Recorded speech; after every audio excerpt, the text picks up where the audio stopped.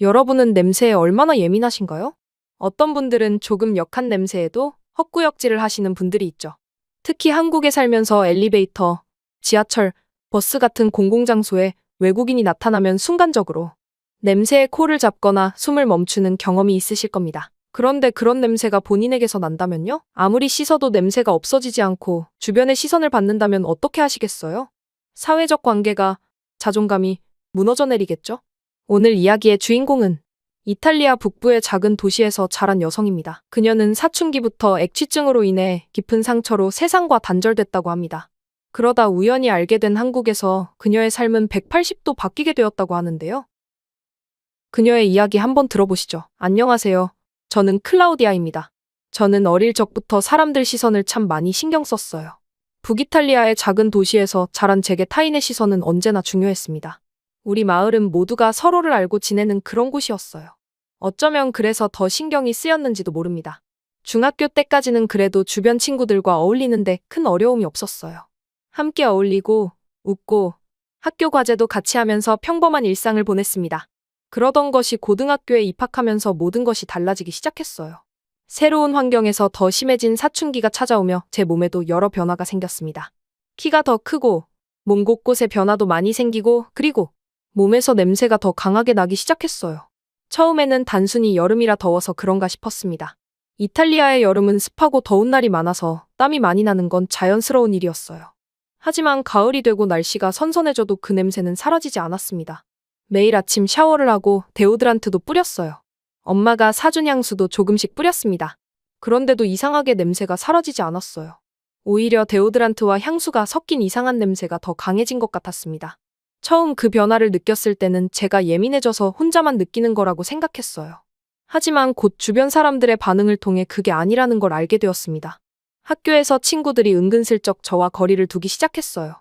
쉬는 시간에 무리지어 다니던 친구들이 저를 멀리하기 시작했고, 점심시간에는 제 옆자리가 항상 비어 있었습니다. 처음에는 우연인가 싶었지만 그런 일이 반복되자 우연이 아니라는 걸 깨달았어요. 한 번은 수학 시간에 조별 활동을 할 때였습니다. 선생님이 조를 나눴는데 제 이름이 호명되자 한 친구가 얼굴을 찌푸리는 걸 봤어요. 그 순간 가슴이 철렁 내려앉았습니다. 점점 저는 제자리를 교실 맨 끝 구석으로 옮기게 됐어요. 누구에게도 방해가 되지 않는 바람이 잘 통하는 창가 자리였습니다. 그곳에서 저는 최대한 존재감을 지우려고 노력했어요. 수업 시간에 발표를 해야 할 때도 손을 들지 않았고, 선생님이 지목해도 작은 목소리로 짧게 대답하곤 했습니다. 그렇게 점점 저는 스스로를 가두고 있었습니다. 용기를 내어 엄마에게 이야기했던 날을 아직도 기억합니다. 저는 학교에서 돌아와 저녁을 준비하던 엄마에게 조심스럽게 말을 꺼냈어요. 엄마, 나 몸에서 냄새가 나는 것 같아요. 엄마는 요리하던 손을 멈추고 저를 바라봤습니다. 잠시 침묵이 흐른 뒤 엄마는 웃으며 말했어요. 사춘기라면 누구나 겪는 일이야. 너무 걱정하지 마. 그리고는 다시 요리를 계속했습니다. 그 말이 엄마 입장에선 위로가 되기를 바랐겠지만 오히려 더 심각해졌어요. 아빠에게도 말해봤지만 비슷한 반응이었습니다. 내 나이 때는 다 그래. 시간이 지나면 괜찮아질 거야. 부모님 모두 제 고민을 대수롭지 않게 여기는 것 같았어요. 어쩌면 나중에 보면 정말 사소한 문제였을지도 모릅니다. 하지만 저에게는 매일매일이 고통이었어요. 학교에 가는 것이 두려웠고 누군가와 가까이 있는 것도 불안했습니다. 그래서 저는 더욱더 제 안으로 숨어들게 됐어요. 책을 읽거나 그림을 그리는 등 혼자서 할 수 있는 취미에 빠져들었습니다. 그나마 버틸 수 있게 해줬던 건 데오드란트였죠. 시간이 지나면서 저는 데오드란트에 너무 의존하게 되었어요. 항상 가방에 여분의 데오드란트를 넣어두고 다녔고 쉬는 시간마다 화장실에 가서 뿌렸습니다. 그게 저를 지켜주는 유일한 무기였어요. 데오드란트를 뿌리면 잠시나마 안심이 됐지만 그것도 잠시뿐이었습니다. 곧 다시 불안감이 찾아왔고 다른 곳에서 안 좋은 냄새가 흘러와도 모두가 저를 쳐다보는 것만 같았습니다. 그렇게 저는 또다시 화장실로 달려갔어요. 그렇게 저는 오지 않았으면 했던 그런 최악의 날을 맞이하고 말았습니다. 그때는 고등학교 1학년 때였습니다. 학교에서 1박 2일 캠프를 간다고 했어요. 처음에는 가고 싶지 않았지만 불참하면 오히려 더 이상한 아이가 될까봐 참가하기로 했습니다. 짐을 싸면서 데오드란트를 잊지 않으려 입고 갈 옷에 제일 먼저 챙겼어요. 하지만 그날 아침 서둘러 집을 나서려는데 엄마가 제 옷에서 데오드란트를 빼놓았더라고요. 버스에 오르고 나서야 그 사실을 알게 됐어요. 가슴이 쿵 내려앉았지만 이미 늦었습니다. 돌아갈 수도 없었고 다른 친구에게 빌리자니 너무 창피했어요. 캠프장에 도착해서 오리엔테이링, 레크리에이션 등 여러 활동을 했습니다. 날씨는 유독 더웠고 활동량도 많아서 자연히 땀도 많이 났어요. 저녁이 되자 모두가 텐트에 모여 잠자리에 들었습니다. 6명이 한 텐트에서 자게 됐는데 제 자리는 구석이었어요. 그곳에서 최대한 몸을 작게 만들고 누워 있었습니다. 자정이 조금 지났을 무렵이었어요. 텐트 안에서 친구들의 속삭임이 들렸습니다. 처음에는 무슨 말인지 알아들을 수 없었지만 곧 제 이름이 언급되는 것을 들었어요. 클라우디아 때문에 냄새가 너무 심해서 잠을 잘 수가 없어. 그 말을 듣는 순간 제 머리 위로 무언가 무너져 내리는 느낌이었습니다. 친구들은 결국 선생님을 불렀고 선생님이 텐트로 와서 상황을 살폈어요. 선생님은 저를 깨워 아무 말 없이 자신의 텐트로 데려갔습니다. 방충망만 두고 문을 활짝 열어두고 주무셨어요. 이미 모든 것이 무너져 내렸습니다. 그날 밤 저는 눈을 감지 못했어요. 여러 감정이 한꺼번에 몰려왔습니다. 수치심, 분노, 슬픔, 그리고 무력감. 이불 속에서 소리 없이 울었어요. 아무도 모르게, 아무에게도 들키지 않게 말입니다. 그날 이후 저는 학교에 다시 가기 싫어졌어요. 캠프에서 돌아온 후 일주일간 몸이 아프다고 거짓말을 하고 학교에 가지 않았습니다. 하지만 그렇게 계속 피할 수는 없었어요. 결국 학교로 돌아갔지만 모든 게 달라져 있었습니다. 아니, 달라진 건 없었어요. 단지 제가 모든 것을 더 예민하게 느끼게 된 것뿐이었습니다. 친구들의 작은 표정 변화, 눈빛, 몸짓 하나하나가 다 저를 향한 비난처럼 느껴졌어요. 수업 시간에도 집중할 수 없었고 온종일 제 몸의 냄새에만 집중하게 되었어요. 점심시간에는 혼자 도서관에 가서 책을 읽는 척했습니다. 그렇게 하루하루를 버텼어요. 그러다 알게 된 제 버팀목인 유일한 친구가 생겼습니다. 마리아와 파올로였습니다. 마리아는 축농증이 심해 냄새를 잘 못 맡았고 파올로는 저처럼 몸에서 냄새가 난다고 놀림을 받았어요. 우리 셋은 각자의 문제를 서로 이해했기에 가까워질 수 있었습니다. 점심시간이면 학교 뒤뜰 벤치에 모여 이야기를 나누고 숙제를 함께 했어요. 다른 친구들이 카페테리아에서 떠들고 웃을 때 우리는 멀리 떨어진 조용한 곳에 있었지만 그들과 함께 있을 때만큼은 조금 숨을 쉴 수 있었습니다. 하지만 교실에서는 여전히 고립된 존재였어요. 조별 활동이 있을 때면 항상 마지막까지 팀에 들지 못했고 체육 시간에는 아무도 저를 먼저 선택하지 않았습니다. 그럴 때마다 가슴 한 구석이 찢어지는 것 같았어요. 그래도 저는 표정 하나 바꾸지 않으려 노력했습니다. 약한 모습을 보이면 더 많은 상처를 받을 것 같았어요. 고등학교 3년을 저는 말 한마디 제대로 못 꺼낸 채 조용히 고개 숙이고 하루하루를 버텼어요. 결국 졸업식 날 다른 친구들은 서로 포옹하고 사진을 찍으며 기뻐했지만 저는 구석에서 그 모습을 지켜볼 뿐이었습니다. 졸업장을 받고 빠르게 집으로 돌아왔어요. 그날 처음으로 이제 다 끝났다는 안도감이 들었습니다. 하지만 그것은 끝이 아니었어요. 냄새에 대한 트라우마는 여전히 제 안에 깊숙이 자리 잡고 있었습니다. 졸업 후에도 여전히 저는 그 냄새의 굴레에서 벗어나지 못했어요. 취업을 준비하며 이력서를 쓰고 면접을 준비했지만 항상 제 머릿속에는 만약 면접관이 내 냄새를 맡는다면? 이라는 생각이 떠나지 않았습니다. 그리고 그 냄새라는 단어는 여전히 제 가슴 깊은 곳을 묵직하게 울리는 기억으로 남아 있었어요. 고등학교를 졸업하고 나서 저는 한동안 집에만 있었어요. 취업 준비를 핑계로 외출을 최소화했습니다. 어차피 밖에 나가면 사람들과 가까이 있어야 했고 그럴 때마다 제 냄새에 대한 불안감이 저를 괴롭혔어요. 대신 온라인으로 할 수 있는 일을 찾아보며 시간을 보냈습니다. 그렇게 집에만 틀어박혀 지내던 어느 날 중학교 때 친했던 루치아에게서 연락이 왔어요. 고등학교 올라가면서 갑자기 한국으로 이민을 가서 연락이 끊겼던 친구였습니다. 루치아가 이탈리아에 잠시 돌아왔다며 만나자고 했어요. 처음에는 망설였습니다. 누구를 만나든 항상 그 사람이 제 냄새를 어떻게 생각할지 걱정이 앞섰어요. 하지만 루치아는 제가 정말 보고 싶었던 친구였고 한국에서의 이야기도 궁금했습니다.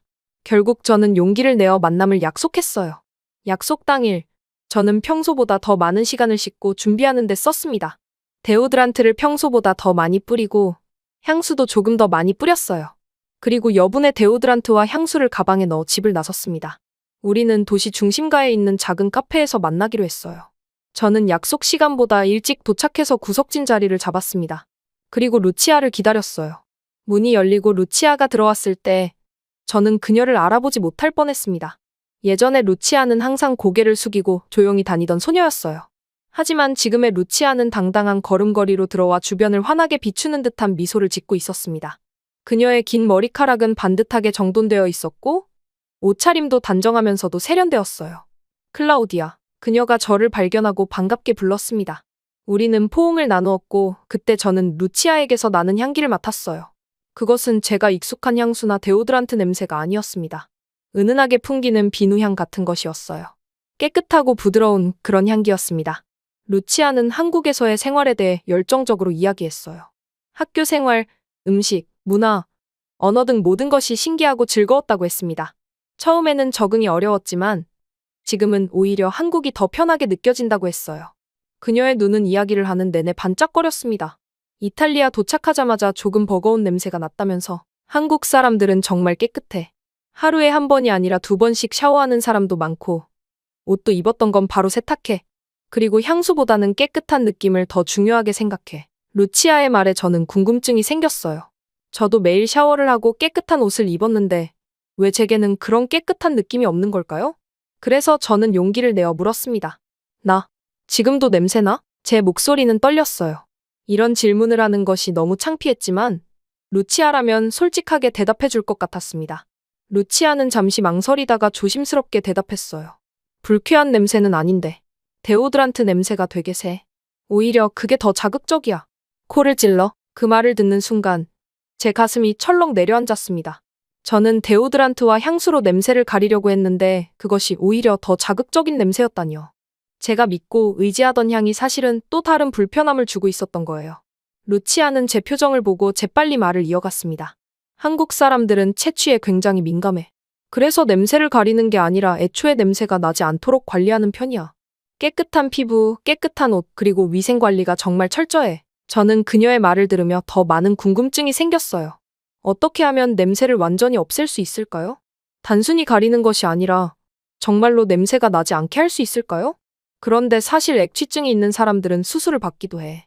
한국에서는 그런 수술이 꽤 일반적이고 외국에서도 그 수술을 받으러 한국에 오는 사람들이 많아. 루치아의 이 말은 저에게 충격이었습니다. 액취증 수술이라니 그런 것도 있다는 사실이 저를 놀라게 했어요. 그동안 저는 제 냄새가 어쩔 수 없는 것이라고 생각했는데 이를 해결할 방법이 있다는 거였습니다. 나도 한국 가서 수술받고 싶어. 제 입에서 무의식적으로 말이 튀어나왔어요. 그 순간 저는 진심이었습니다. 이 냄새로부터 해방되고 싶다는 간절한 마음이 들었어요. 루치아는 잠시 놀란 표정을 짓더니 이내 미소를 지었습니다. 그럴 수 있겠네. 한국의 의료 기술은 정말 뛰어나고 특히 이런 미용이나 위생 관련 수술은 세계적으로도 인정받고 있어. 루치아의 격려에 저는 희망이 생겼어요. 이것이 제 인생을 바꿀 기회가 될 수도 있겠다는 생각이 들었습니다. 집에 돌아온 저는 바로 부모님께 이 이야기를 했어요. 액취증 수술이 있다는 것과 저도 한국에 가서 그 수술을 받고 싶다는 말을 꺼냈습니다. 하지만 부모님의 반응은 예상과 달랐어요. 그건 너무 극단적이야.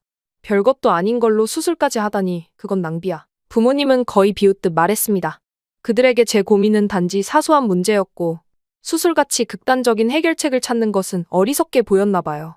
저는 실망했지만 동시에 더 강한 결심이 생겼습니다. 그럼 내가 번 돈으로 갈 거야. 저는 마음속으로 다짐했어요. 이제 제게는 목표가 생겼습니다. 한국에 가서 액취증 수술을 받고 냄새의 굴레에서 벗어나는 것이었어요.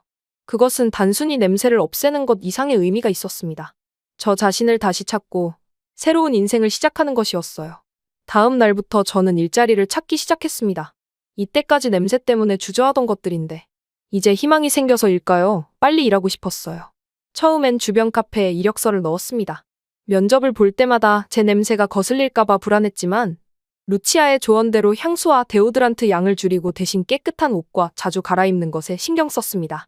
다행히 한 카페에서 일을 시작할 수 있게 되었어요. 카페에서 일하는 것은 쉽지 않았습니다. 사람들과 접촉해야 했고 항상 제 냄새가 신경 쓰였어요. 하지만 저는 꾹 참고 일했습니다. 주말에는 인근 베이커리에서도 아르바이트를 시작했어요. 2군데서 일하는 것은 체력적으로 힘들었지만 제 목표를 위해서라면 견딜 수 있었습니다. 1달, 2달이 지나면서 저는 조금씩 돈을 모았어요. 기본적인 생활비를 제외한 모든 돈을 저축했습니다. 제 방 벽에는 한국행 비행기 티켓 가격과 수술 비용을 적어놓고 매일 저축한 금액을 기록했어요. 그것은 단순한 저축이 아니라 제 인생을 바꾸기 위한 투자였습니다. 일하면서 저는 점점 자신감도 생겨갔어요. 여전히 냄새에 대한 불안은 있었지만 스스로 돈을 벌고 목표를 향해 나아가는 제 모습에 조금씩 자부심을 느꼈습니다. 이전에는 냄새 때문에 움츠러들었던 제가 이제는 조금씩 세상을 향해 나아가고 있었어요. 루치아와는 계속 연락을 주고받았습니다. 그녀는 한국으로 돌아간 후에도 저에게 한국의 문화와 생활 방식에 대해 많은 이야기를 해주었어요. 그래서 저는 유튜브로 한국 뷰티 관련 영상을 많이 보게 되었어요. 화장뿐만 아니라 먹는 것, 바르는 것까지 얼마나 중요한지 알게 되었죠. 6개월이 지났을 때 저는 한국행 비행기 티켓을 살 수 있는 충분한 돈을 모았습니다. 빠듯한 돈이었지만 제가 목표로 했던 시간보다 빨리 돈이 준비됐어요. 제가 이렇게 당찬 구석이 있는 줄 처음 알았어요. 일단 한국에 가서 병원 상담을 받고 나머지 생활은 루치아가 도와주겠다고 했으니 현지에서도 가능하면 알바를 해야겠다고 생각했어요. 루치아는 자기 집에서 지내도 된다고 했고 현지에서 일자리도 찾는데 도움을 주겠다고 했습니다. 비행기 티켓을 예약하고 여권을 준비하면서 저는 처음으로 인생의 방향이 생겼다는 것을 느꼈어요. 이전에 저는 그저 하루하루를 버티며 살았지만 이제는 제가 원하는 미래를 향해 나아가고 있었습니다. 그것은 단순히 냄새를 없애는 것이 아니라 저 자신을 찾고 새로운 삶을 시작하는 여정이었어요. 비행기 출발일이 다가올수록 설렘과 불안이 교차했습니다. 낯선 나라에서의 생활, 언어 장벽, 그리고 수술에 대한 두려움이 있었어요. 하지만 그보다 더 큰 것은 변화에 대한 기대였습니다. 저는 더 이상 제 냄새에 갇혀 살고 싶지 않았어요. 저의 삶 전체를 바꾸고 싶어졌습니다. 이제 저는 새로운 출발을 위한 첫걸음을 내디딜 준비가 되어 있었습니다. 10시간이 넘는 비행 끝에 인천국제공항에 도착했을 때 저는 기대와 불안이 뒤섞인 상태였어요. 이곳에서 제 인생이 바뀔 거라는 확신과 함께 낯선 나라에서 혼자 시작하는 불안함도 있었습니다. 하지만 입국장 문을 나서는 순간 저는 진심으로 놀랐어요. 공기부터 달랐습니다.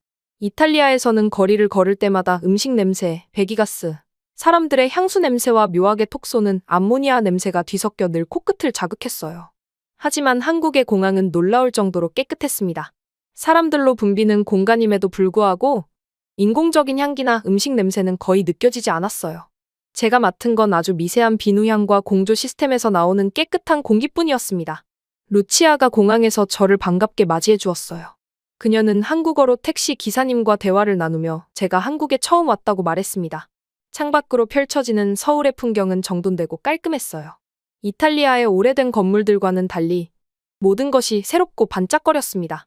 거리는 깨끗이 청소되어 있었고 사람들은 단정하게 차려입고 있었어요. 루치아의 아파트에 도착했을 때 저는 또 한 번 놀랐습니다. 현관문을 열기 전 그녀는 신발을 벗고 실내화로 갈아 신었어요. 저도 따라했습니다. 집 안으로 들어서자 은은한 청결감이 느껴졌어요. 창문은 활짝 열려 있었고 커튼이 바람에 살랑거렸습니다. 어디에도 먼지나 냄새가 머물 틈이 없어 보였어요. 다음 날 아침, 루치아는 저를 데리고 병원에 갔습니다. 미리 예약해둔 외과였어요. 상담실에 들어서자 의사 선생님께서 친절하게 맞이해 주셨습니다. 루치아가 통역을 해주며 제 상황을 설명했어요. 의사 선생님은 제 겨드랑이를 검사하고 간단한 테스트를 진행했습니다. 그리고 저에게 액취증이 있다고 확인해 주셨어요. 의사 선생님은 액취증 수술 방법과 회복 과정 그리고 주의사항에 대해 자세히 설명해 주셨습니다. 수술은 간단하지만 회복하는 데 시간이 필요하다고 했어요. 루치아도 제게 괜찮아, 내가 도와줄게 라고 안심시켜 주었습니다. 저는 조금 두려웠지만 이것이 제 인생을 바꿀 수 있는 기회라고 생각했어요. 결국 일주일 후 수술 날짜를 잡았습니다. 수술 전날 밤 저는 잠을 이루지 못했어요.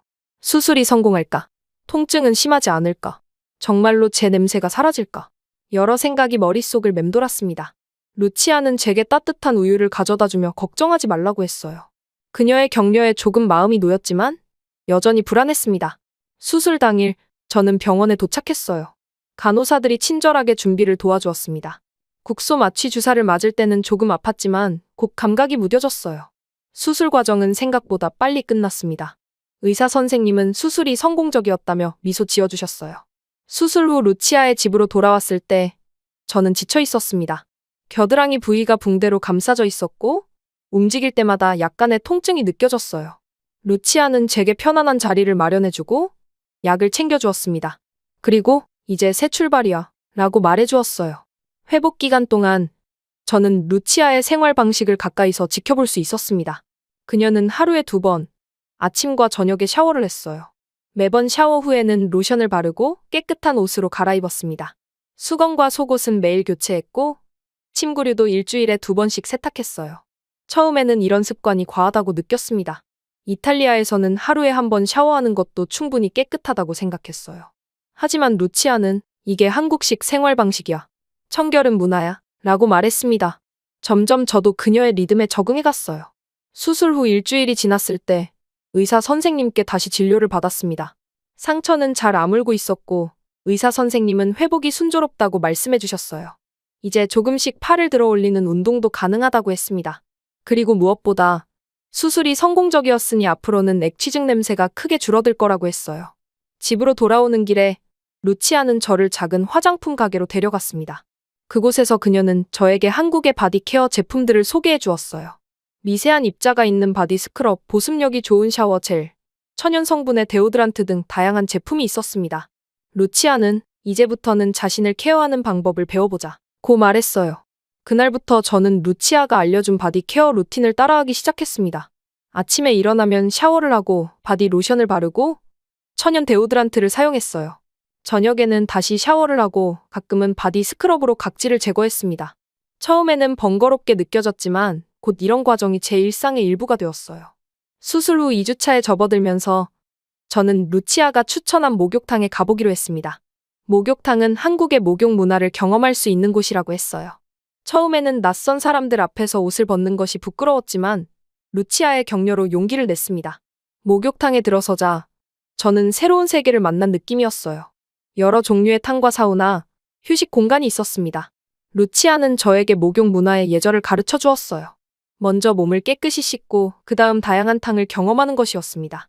뜨거운 물에 몸을 담그자 묵직했던 몸이 가벼워지는 느낌이었어요. 이곳은 단순한 세정 공간이 아니었습니다. 몸과 마음을 함께 씻어내는 곳이었어요. 사람들은 각자 조용히 자신의 시간을 즐기고 있었고 그 공간에는 편안한 침묵이 흘렀습니다. 씻고 나온 후 저는 몸이 완전히 새로워진 기분이었어요. 피부는 매끄럽게 빛났고 몸은 가벼웠습니다. 이런 느낌을 원래부터 알고 있었다면 제 인생은 어땠을까 하는 생각이 들었어요.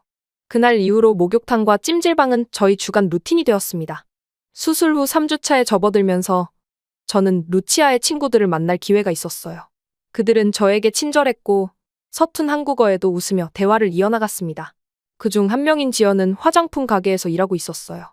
그녀는 저에게 한국의 스킨케어 루틴에 대해 알려주었습니다. 한국 여성들은 피부 관리에 정말 많은 시간을 투자해. 클렌징, 토너, 에센스, 세럼, 크림, 단계별로 꼼꼼하게 관리하지. 지연의 말에 저는 놀랐어요. 이탈리아에서는 간단한 세안제와 보습크림으로 끝내는 경우가 많았습니다. 지연은 제게 맞는 제품을 골라주었고 사용법도 친절하게 알려주었어요.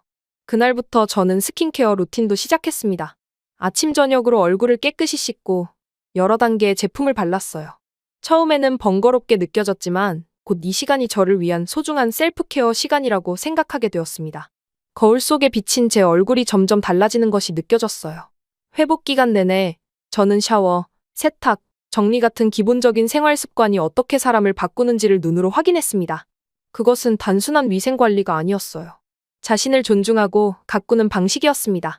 그리고 그 변화는 제 안에 조용히 하지만 깊게 스며들고 있었어요. 수술한 달 후 의사 선생님은 제가 완전히 회복되었다고 말씀해 주셨습니다. 이제 팔을 자유롭게 움직여도 되고 일상생활로 돌아가도 된다고 했어요. 그리고 가장 중요한 것은 액취증 냄새가 확실히 줄어들었다는 것이었습니다. 지연은 제게 향수를 선물해 주었어요. 그것은 제가 알던 강한 향수가 아니라 은은하게 풍기는 클린 향이었습니다. 이건 너의 자연스러운 향기를 방해하지 않아. 그저 살짝 더해주는 거야. 지연의 말에 저는 감동했어요.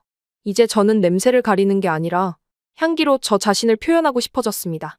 한국에서의 한 달은 저에게 완전히 새로운 경험이었어요. 저는 단지 냄새를 지우기 위해 온 게 아니라 전체적인 삶의 방식을 바꾸게 되었습니다. 깨끗함, 정돈됨, 그리고 자기관리의 중요성을 깨달았어요. 그리고 그 변화는 외적인 것에서 시작해 점차 내면으로 이어지고 있었습니다.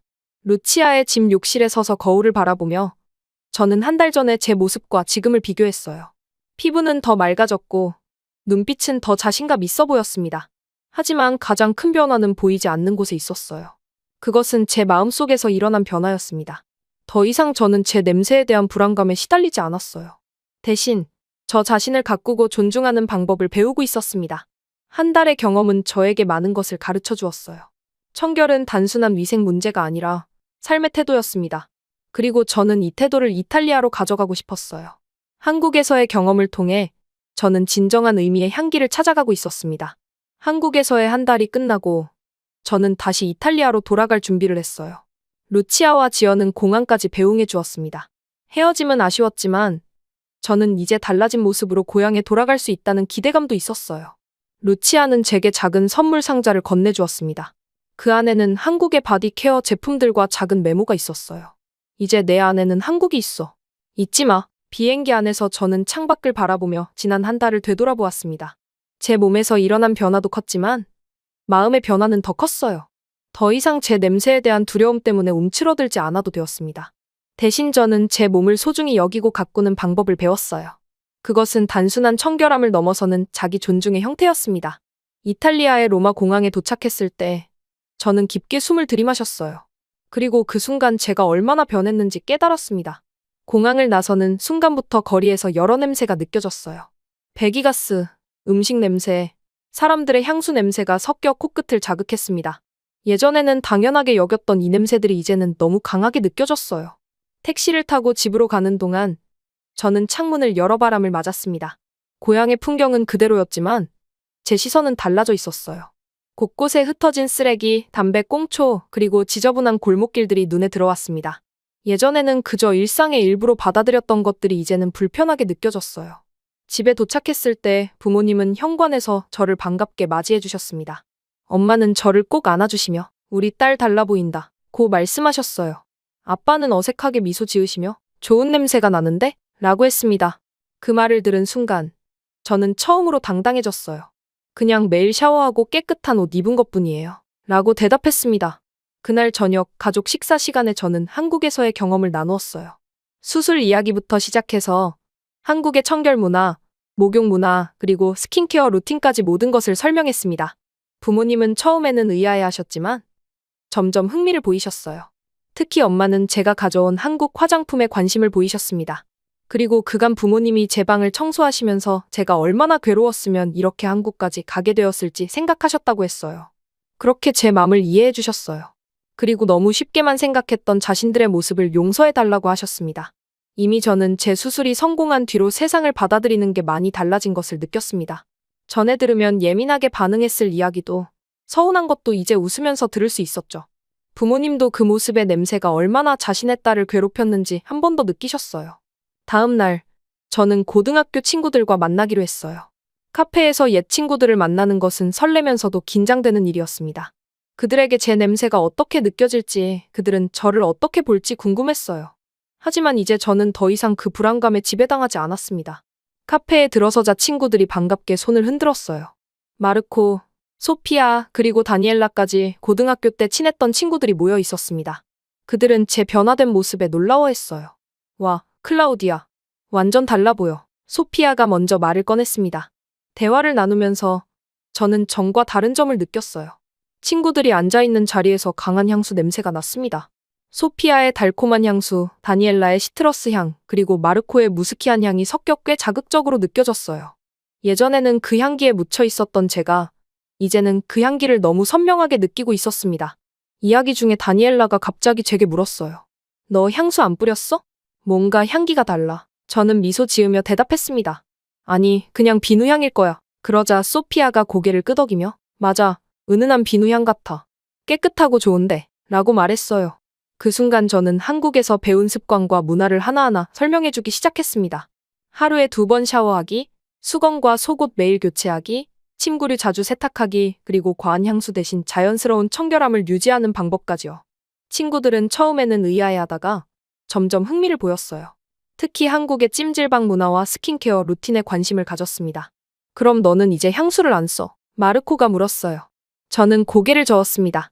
향수를 완전히 안 쓰는 건 아니지만 이제는 향수에 의존하지 않아. 내 몸 자체가 깨끗한 향기를 가질 수 있다는 걸 알게 됐거든. 제 말에 친구들은 놀라워했어요. 아마도 그들에게는 새로운 개념이었을 것입니다. 대화가 계속되면서 저는 제가 얼마나 달라졌는지를 더욱 실감했어요. 예전에는 항상 제 냄새가 신경 쓰여 대화에 집중하지 못했지만 이제는 자신감 있게 이야기를 나눌 수 있었습니다. 친구들의 반응도 달랐어요. 그들은 제게 더 가까이 다가와 이야기를 나누었고, 누구도 불편한 기색을 보이지 않았습니다. 집으로 돌아오는 길에 저는 제 인생의 방향에 대해 생각했어요. 한국에서의 경험은 단순한 수술 이상의 것이었습니다. 그것은 전체적인 삶의 방식을 바꾸는 계기였어요. 저는 이 변화를 더 발전시키고 싶었고 또 다른 사람들과 나누고 싶었습니다. 그날 밤, 저는 루치아에게 장문의 이메일을 썼어요. 이탈리아로 돌아온 후의 경험과 생각들을 모두 담았습니다. 그리고 마지막에 나는 다시 한국에 가야 할 것 같아. 거기서 더 많은 것을 배우고 나처럼 고민하는 사람들을 도울 수 있는 일을 하고 싶어. 이메일을 보내고 나서 저는 처음으로 제 미래에 대한 명확한 비전을 가지게 되었어요. 다음 주부터 저는 다시 한국으로 돌아갈 준비를 시작했습니다. 부모님은 처음에는 반대하셨지만 제 결심을 보고 점차 지지해 주셨어요. 한국어 학원에 등록하고 비자 신청에 필요한 서류를 준비했습니다.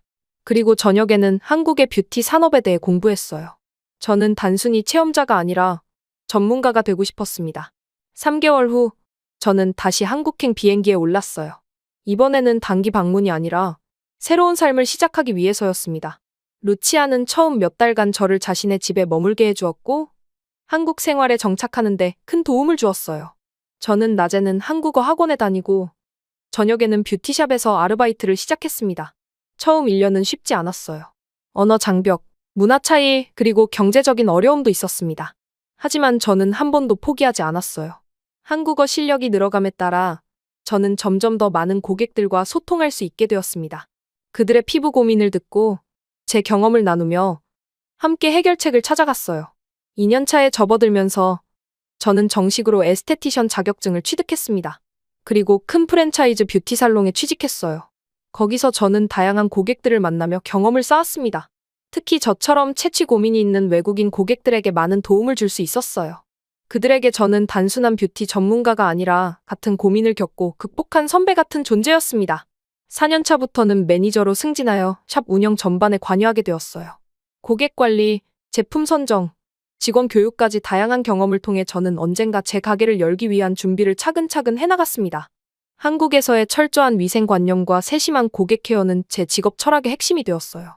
그리고 지금 한국에 온 지 5년째인 저는 드디어 제 이름을 건 에스테틱 가게를 준비 중입니다. 클라우디아라는 이름의 이 가게는 채취 고민이 있는 외국인들을 위한 특화된 프로그램을 운영할 예정이에요. 단순한 미용 서비스를 넘어 생활 습관 교정과 정신적 지지까지 포함하는 종합적인 케어를 제공하려고 합니다. 저는 이제 더 이상 향수에 의존하지 않아요. 매일 아침 샤워를 하고 깨끗한 옷을 입고 은은한 바디 미스트만 살짝 뿌립니다. 그것으로 충분해요. 제 삶 자체가 향기를 만들어내고 그 향기가 사람들에게 먼저 인사를 건네주는 존재가 되었습니다. 가끔 과거를 되돌아볼 때면 고등학교 때의 제 모습이 생각나요.